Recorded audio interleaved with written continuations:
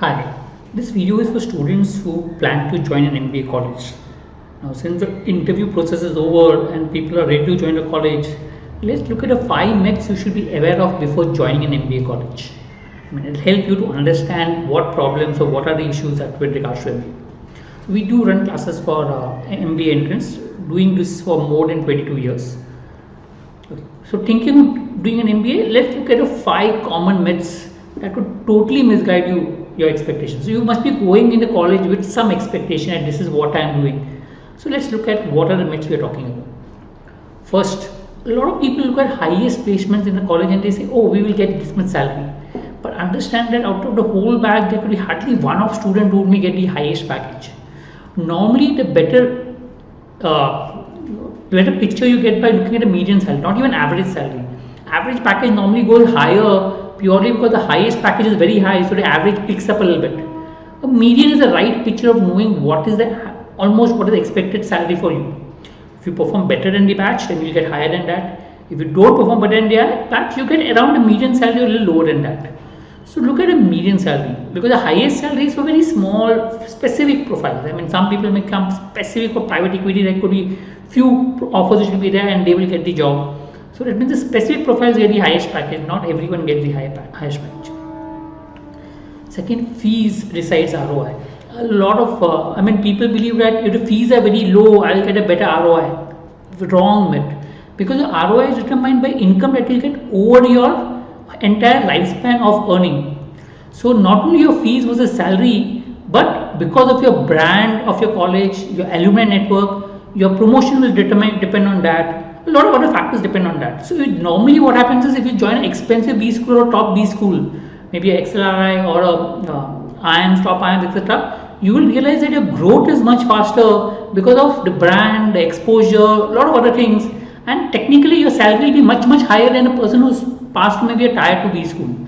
So you tend to get a better ROI. So don't look at fees versus salary as a ROI. Don't be happy because the fees are low. But look at what the brand of your college is, what is the alumni network, and what is the long-term growth for yourself. Third, WorkX is better than freshers. Both has its advantage and disadvantage.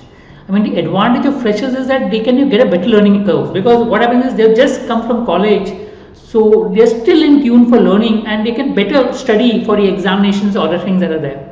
So that's where freshers have an advantage over WorkX people. So they academically tend to perform better than people with WorkX. WorkX helps if you have a relevant WorkX. and that will help you in your presentations, in putting up ideas, etc. That's where WorkX helps. So if you have relevant WorkX, your understanding becomes better, and you definitely it helps in terms of placements. Also, is a mixed bag. You have a lot of the sales jobs or marketing jobs which are prefer people with freshers, but there are other kind of job where it feel little matured, maybe people with WorkX. But WorkX which is relevant is normally preferred in that case as well. So there is no great advantage of WorkX versus freshers.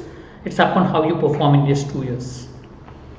Placements are guaranteed. No, even if you go to top college for a good placement, you have to struggle. Look, there's a big gap between the top placement and the lowest placement, a huge gap as such. If you don't struggle, you will not be in the top placements. You will be a laggard in that case. So you have to hustle. You have to work hard. Prepare for interviews. Build your resume.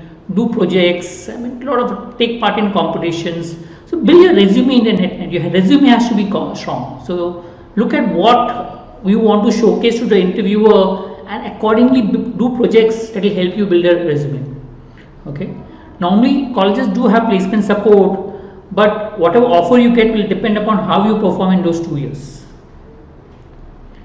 MBA about intelligence? No. If you look at the whole MBA curriculum, is all about managing people and working in teams.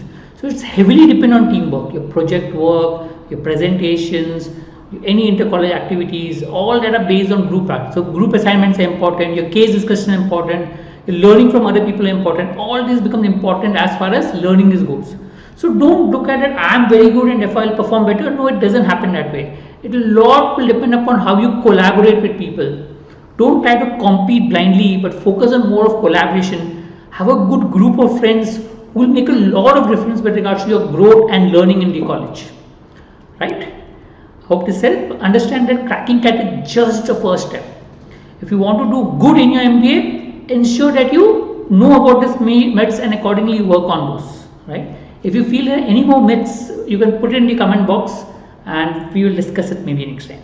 Thank you.